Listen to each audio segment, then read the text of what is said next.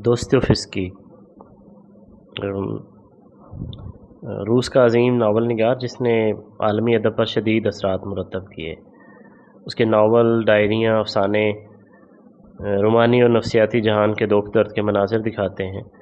दुनिया के अज़ीम नावलों की तारीख़ दोस्तोयेव्स्की के जुर्म सज़ा और ब्रदर्स कारामाज़ोव के बग़ैर नामुकम्मल समझी जाती है। तो ये हमारा आज का टॉपिक है, रशियन लिटरेचर से दोस्तोयेव्स्की। इसके तारुफ़ की तरफ बढ़ने से पहले कुछ जो आलमी अदीब हैं उनके जो एहसासात हैं, तासुरात हैं दोस्तोयेव्स्की के बारे में, उनमें वर्जीनिया वुल्फ कहती हैं दोस्तोयेव्स्की के नावलों में एक तलातुम है, आंधियाँ, बगोले और पानी के भंवर हैं जिन्हें खालिस रूमानियत से तश्कील दिया गया है। ये सब हमारी मर्ज़ी के ख़िलाफ़ है क्योंकि इनमें हमारी बिनाई खो जाती है और दम घुटने लगता है, लेकिन फिर भी हमें एक बेपाया मसरत का एहसास होता है।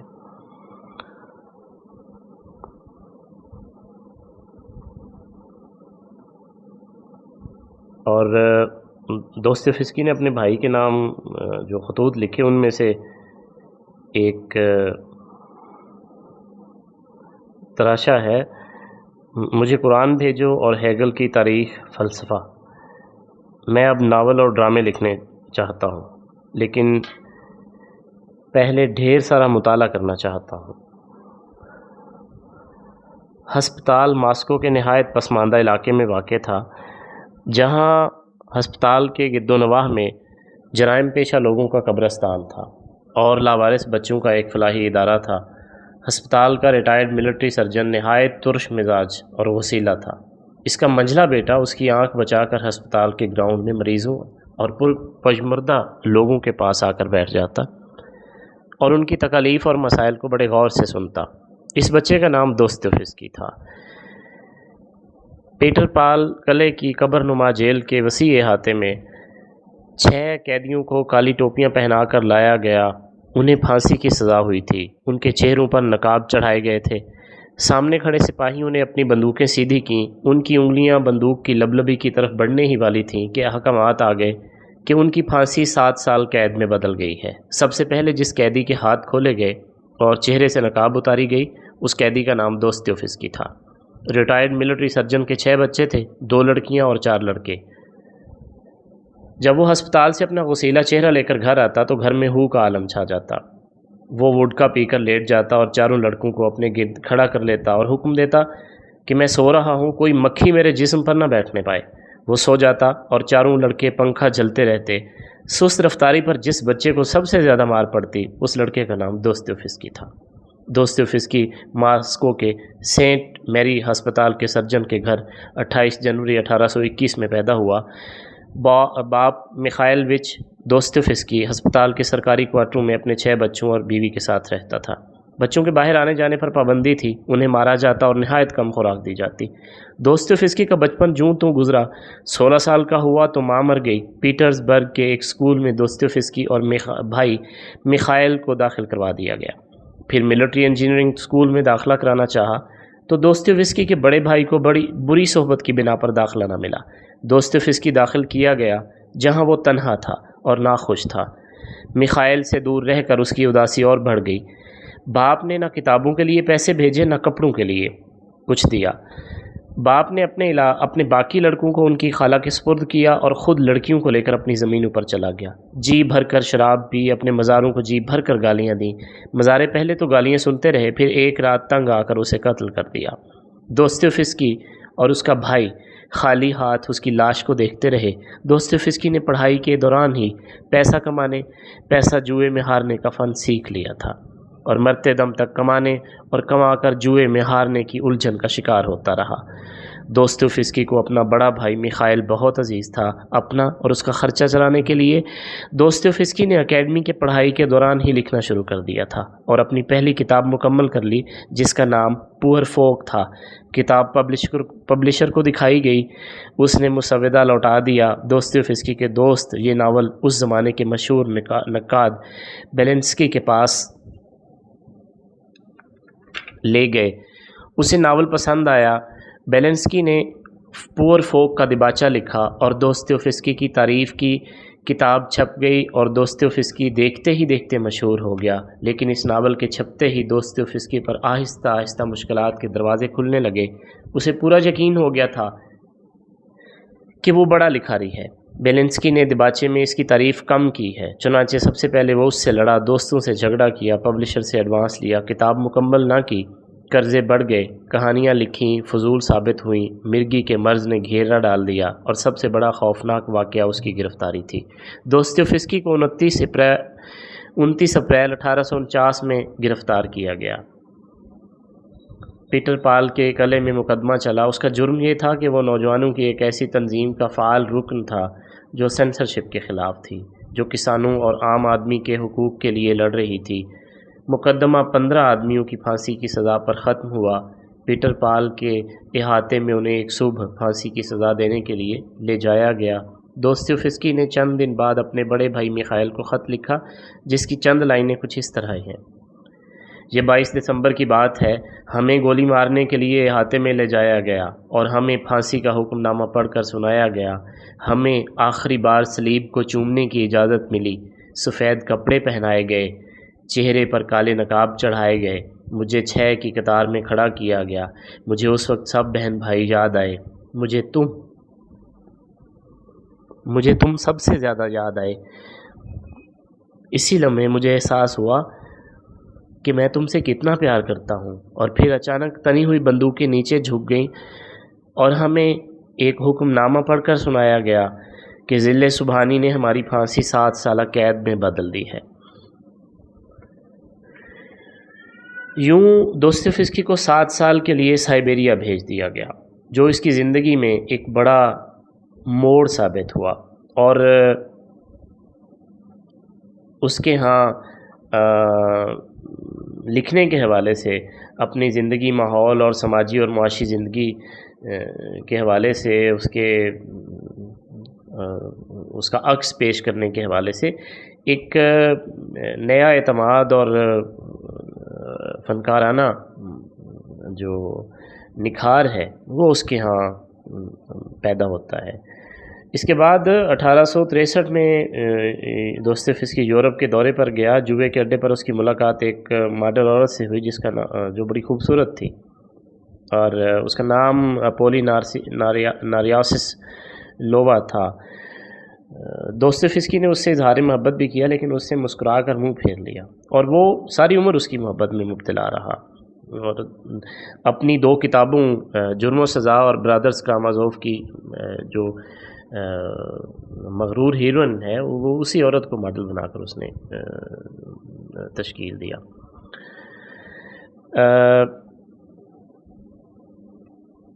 دوستویفسکی کے وہ خطوط جو اس نے سائبیریا سے اپنے بھائی کو لکھے، دوستویفسکی کی فنی اور تخلیقی زندگی کے بارے میں باعلم ہونے کے لیے بڑے مددگار ثابت ہوتے ہیں۔ دوستویفسکی کا تخلیقی نظام کن اصولوں کے تحت تشکیل پاتا تھا؟ وہ فن پارے کی تشکیل میں کتنا سنجیدہ تھا؟ وہ اپنی تحریروں کی نوک پلک کس طرح سنوارتا تھا؟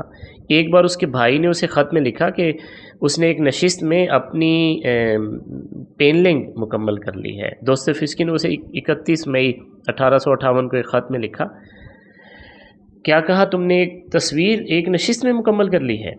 یہ تم نے کہاں سے سیکھا؟ بھلے آدمی، تخلیقی کام کے لیے مسلسل محنت درکار ہے۔ تمہارا کیا خیال ہے کہ پشکن کے لکھے چند مصرے ایک نشست میں کہے گئے ہیں؟ نہیں، تم کیا جانو اس پر کتنا وقت لگا؟ پشکن نے ان کی کتنی کاٹ چھانٹ کی؟ کہا جاتا ہے کہ شیکسپیئر کبھی اپنے لکھے کی کاٹ چھانٹ نہیں کرتا تھا، اسی لیے اس کے ہاں بے شمار غلطیاں اور خامیاں موجود ہیں۔ کاش اس نے اپنے کام پر محنت کی ہوتی۔ یہاں ایک بات کا ذکر کرتا چلوں کہ جہاں شیکسپیئر کو پوری دنیا میں سراہا جاتا ہے، وہاں دوستویفسکی نے اس کے ہاں فن میں بہت خامیاں دیکھی ہیں اور اس کا برہملا اظہار ان لائنوں میں، ان سطروں میں ہمیں ملتا ہے کہ چونکہ وہ اپنے کام کو دیکھتا نہیں تھا، نظر ثانی نہیں کرتا تھا، اس لیے اس کے ہاں بہت سی غلطیاں موجود ہیں۔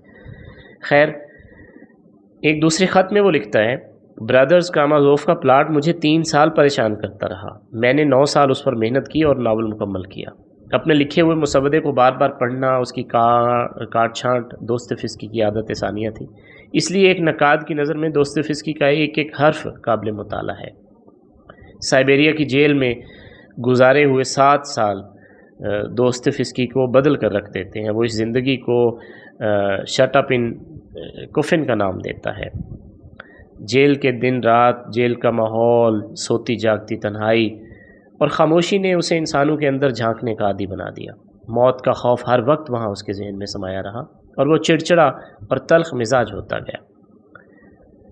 قید کی ایک بیرک کا ذکر کرتے ہوئے وہ کہتا ہے، ہم سب ایک بیرک میں تھے جو کبھی ناقابل استعمال قرار دے دی گئی تھی۔ ٹوٹے دروازے، ٹوٹی دیواریں، سردیوں میں شدید سردی، اس میں دن کی روشنی رات کی سیاہی کی طرح تھی۔ ہم سب میں سے خنزیروں کی بدبو آتی تھی، اسی میں ہم نہاتے اور اسی کو بیت الخلاء کے طور پر استعمال کرتے۔ فرش پر ایک انچ گندگی جمی رہتی، لکڑیوں کو جلایا جاتا تھا لیکن کھڑکیوں پر برف جمی رہتی تھی۔ میں تمہیں بتلا نہیں سکتا کہ میری روحانی زندگی میں کیا کیا تبدیلیاں آ چکی ہیں۔ میں تم سے صرف ایک بات کہوں گا، مجھے بھول نہ جانا، مجھے 2 چیزیں چاہیے، پیسے اور کتابیں۔ دوستویفسکی نے سائبیریا کے قیام کے دوران بہت مطالعہ کیا۔ وہ اپنے خطوط میں بھائی سے صرف اور صرف کتابوں کی فرمائش کرتا، پیسے اس کا بھائی اسے بغیر کہے بھجوا دیتا تھا۔ دوستویفسکی نے اس قیام کے دوران کن کن کتابوں کا مطالعہ کیا، جبکہ دن کو بھی جیل میں رات کا سما تھا؟ ان کتابوں کی فہرست پڑھ کر بڑی حیرت ہوتی ہے۔ جولائی 1840 کے ایک خط میں وہ اپنے بھائی کو لکھتا ہے، مجھے اخبارات نہ بھیجو، یورپ کی تاریخ، ہیروڈوٹس، کلاسک کتابیں، معاشیات کی کتابیں، پلوٹارچ اور قرآن شریف کا جرمنی ترجمہ۔ قرآن شریف کی فرمائش دوستویفسکی نے 2 خطوط میں کی۔ ایک خط میں وہ کہتا ہے، مجھے قرآن بھیجو اور ہیگل کی تاریخ فلسفہ۔ میں اب ناول اور ڈرامے لکھنا چاہتا ہوں، لیکن پہلے ڈھیر سارا مطالعہ کرنا چاہتا ہوں۔ پتہ کیا کرو کیا کوئی ایسا ذریعہ ہے کہ میری تحریریں چھپ سکیں؟ مجھے پیسے چاہیے پلیز۔ سائبیریا کے اس قیام نے ایک عالمی سطح پر نام کمانے والے ناول نگار کو تیار کیا۔ دوستویفسکی کا novel house of the dead, notes from underground, ان دونوں میں وہ ذہنی کرب اور روحانی آہ و فغاں سنائی دیتی ہے جو اس ماحول کی وجہ سے اس کی تحریر میں آئی۔ نوٹس فرام انڈر گراؤنڈ پڑھ کر بھی نیتشے نے یہ کہا تھا کہ یہ کرائڈ ٹروتھ فرام بلڈ ہے، اور ان الفاظ میں دوستویفسکی کو داد دی تھی۔ دوستویفسکی واحد نفسیات دان ہے جس سے میں نے بہت کچھ سیکھا ہے۔ یہ مصنف اور اس کی تحریریں میری زندگی کی واحد مسرت ہیں۔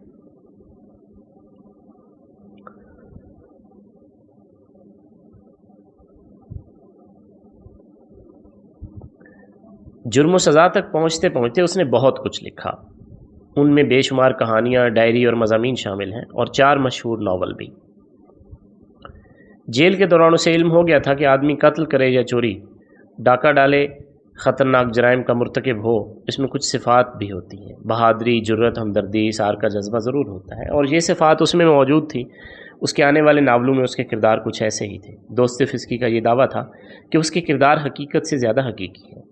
دوستویفسکی کی 4 ناولوں کو عالمی سطح پر بڑے ناول خیال کیا جاتا ہے: جرم و سزا، برادرز کامازوف، شیطان اور ایڈیٹ۔ لیکن آخری 2 ناولوں کے مقابلے میں جرم و سزا اور برادرز کامازوف کی مقبولیت بے مثال ہے، اور جب بھی دنیا کے بڑے بڑے ناولوں کی فہرست بنائی جاتی ہے، ان 2 ناولوں کی شمولیت کے بغیر یہ فہرست نامکمل سمجھی جاتی ہے۔ ان ناولوں میں کمپلیکیٹڈ پلاٹ بھی ہیں جو ایسے ڈرامائی مناظر سے بھرے ہوئے ہیں جن میں ہم اس کے جذباتی اور سکینڈل سے بھرے ہوئے کردار سقراط کے لہجے میں مکالمے بولتے ہوئے نظر آتے ہیں۔ انہیں خدا کی تلاش ہے، اور معصوم کردار بدی اور گناہ کے مسائل میں گھرے ہوئے ہوتے ہیں۔ خودکشی، مجروح انا، روحانی کرب میں مبتلا، خاندانی اقدار کی توڑ پھوڑ، دوستویفسکی اپنے کرداروں کو ایسے موڑ پر لا کر کھڑا کر دیتا ہے جہاں ایک ناقابل برداشت صورتحال ان کی منتظر ہوتی ہے، اور دوستویفسکی ان کی روح اور نفسیات کی گہرائیوں میں اترتا رہتا ہے۔ یہ سب کچھ اسے وقت کے نشیب و فراز نے عطا کیا۔ شاید اس کے بائیوگرافر فرینک نے بھی یہی جان کر دوستویفسکی کو اپنی کتاب दोस्तोयेव्स्की और यहूदी के दिबाचे में दोस्तोयेव्स्की का प्रोक्लट ऑफ टाइम के अल्फाज में ज़िक्र किया है। जुर्म व सज़ा एक गरीब तालिब इल्म की कहानी है जो पीटर्सबर्ग में पढ़ने आता है। हादसाती तौर पर वो एक बदमिजाज बूढ़ी औरत का कत्ल करता है, ज़हनी और नफ्सियाती दबाव का शिकार हो जाता है। जब ये दबाव बढ़ता है तो वो जुर्म का इकरार कर लेता है और उसे 8 साल के लिए साइबेरिया भेज दिया जाता है। इसे मरकज़ी प्लाट के साथ साथ 2 ज़िमनी प्लाट और भी हैं। एक प्लाट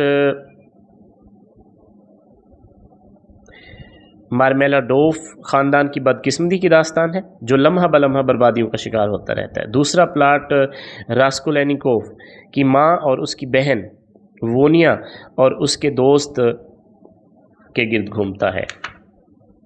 दिलचस्प अमर ये है कि कत्ल करने की हिमायत में उसके पास बहुत से जवाज़ मौजूद हैं। वो कहता है बुढ़िया ने तो वैसे ही मर जाना था, मैं उसकी दौलत हासिल करके सोसाइटी में तब्दीली लाना चाहता था, कुछ लोगों की मदद करना चाहता था, अपनी माँ बहन के हालात दुरुस्त करना चाहता था। उसका कहना है कि इस मुआशरे में 2 तरह के नेपोलियन हैं। पहली किस्म वो नेपोलियन है जिनके पास इख्तियारात और ताकत है, वो मुआशरे में सुपरमैन का दर्जा रखते हैं, अपने कवानीन बनाते हैं। दूसरे किस्म के नेपोलियन के पास ना ताकत, ना कानून, ना पैसा, चुनांचे वो चोरी करता है। कत्ल है पहली किस्म ये नहीं करती, चुनांचे वो पहले सूफिया के सामने और फिर पुलिस के सामने इकरार जुर्म कर लेता है। ब्रादर कारामाज़ोव का अदबी तज्ज़िया करते हुए मशहूर अंग्रेज़ी अदब के नक़ाद और मुसन्निफ़ मार्टिन सेमोर स्मिथ ने कहा है क्या ये नावल एक अजीम नावल है? क्या दोस्तोयेव्स्की इसके तश्कील में कामयाब रहा है? इसका जवाब ये है कि हाँ, दोस्तोयेव्स्की कामयाब रहा। चंद छोटी छोटी नाकामियों के बावजूद ये नावल दुनिया का अजीम नावल है। इस नावल की कहानी कुछ यूँ है कि बूढ़ा कारामाज़ोव जिसकी पहली बीवी जो उसे मारती भी थी भाग गई थी। फेडरो कारामाज़ोव ने 2 शादियाँ की। उसके 3 बेटे दिमित्री, इवान और अलुशा और चौथा बेटा समर्डियाकोव है। ये उसकी नाजायज़ औलाद है। बूढ़ा कारामाज़ोव लालची और हवसप्रस्त है। वो बड़ा कमीना और नाकाबिले यकीन मिजाज का मालिक है। उसका बेटा दिमित्री वो ख़ुद एक ग्रोशेंका को चाहते हैं और लड़ते झगड़ते रहते हैं। ग्रोशेंका दिमित्री को बैक वक्त बचाना और बर्बाद करना चाहती है। दिमित्री खुलेआम ऐलान करता है कि वो अपने बाप को मारेगा और एक मौका पर वो उस पर हमलावर भी होता है। जिस रात बाप मरता है उसके कत्ल का शुबा दिमित्री पर होता है और उसे 20 साल की सज़ा हो जाती है। मुकदमे के दौरान उसका भाई इवान खामोश रहता है जिसने बूढ़े कारामाज़ोव के कत्ल पर उसके नाजायज़ बेटे को उकसाया था। फिर वो अपनी अखलाकी ज़िम्मेदारी समझकर नादिम होता है और दिमागी मर्ज़ में मुब्तला हो जाता है। इवान खुदा की अज़मत का कायल है लेकिन उसकी बनाई हुई दुनिया पर उसका ईमान नहीं। वो अलुष्का को एक बच्चे की कहानी सुनाता है जो हादसाती तौर पर अपने मालिक के कुत्ते की टांग पर पत्थर मार देता है। मालिक ने बच्चे को नंगा करके उस पर कुत्ते छोड़ दिए और कुत्तों ने बच्चे को उसकी माँ के सामने बोटी बोटी कर दिया। दोस्तोयेव्स्की का नज़रिया ये है कि नेकी और बदी को दुनिया में मौजूद होना चाहिए और आदमी को मुकम्मल आज़ादी होनी चाहिए कि वो दोनों में से जिसका चाहे इंतखाब कर ले। समर्दियाकोव बूढ़े कारामाज़ोव का चौथा नाजायज़ बेटा है। उसे 4 बेटों में से पुरएतमाद और दिमागी तौर पर राह रास्त दिखाया गया है। उसने एक मंसूबा बनाया, अपने दिमाग को इस्तेमाल में लाया और बाप को कत्ल कर दिया। फिर वो ख़ुदकुशी कर लेता है। इस नावल की अज़मत को साबित करने के लिए एक अजीम नावल निगार का सहारा लेना पड़ेगा। उसका नाम है टॉल्स्टाई और दोस्तोयेव्स्की एक अहद में सांस लेते थे मगर दोनों की कभी मुलाकात नहीं हुई। टॉल्स्टाई दोस्तोयेव्स्की को पसंद नहीं करता था। उसने दोस्तोयेव्स्की की जुर्म व सज़ा पढ़ी और उस पर हंसकर कहा, इस किताब के 3-4 बाब पढ़कर पता चल जाता है कि आगे क्या होगा। इस नापसंदीदगी की शायद वजह यह थी कि टॉल्स्टाई अनन्ना कारेनिना पढ़कर जो तबसरा दोस्तोयेव्स्की ने किया था वो टॉल्स्टाई को पसंद ना आया था। लेकिन जब 1881 में दोस्तोयेव्स्की फौत हुआ तो टॉल्स्टाई फूट फूट कर रोने लगा कि मेरा दोस्त फौत हो गया है। कितनी अजीब बात है और कितनी अजीब मोहब्बत है। जब टॉल्स्टाई एक स्टेशन मास्टर के घर फौत हुआ तो उसके सरहाने दोस्तोयेव्स्की की किताब ब्रादर कारामाज़ोव रखी हुई थी। دوستویفسکی ایک عظیم ناول نگار ہے جس کی تحریریں، ناول، خطوط، ڈرامے اور ڈائریاں افسانوں کے روحانی اور نفسیاتی جہان کے دکھ درد کے مناظر دکھائی دیتے ہیں۔ ہم انہیں پڑھ کر دکھی بھی ہوتے ہیں اور روحانی مسرت بھی حاصل کرتے ہیں۔ بقول محمد حسن عسکری، دوستویفسکی کو صرف وہی لوگ نہیں پڑھنا چاہتے جو اپنے اندر کا دوزخ دیکھنا پسند نہیں کرتے۔ تو یہ ہمارا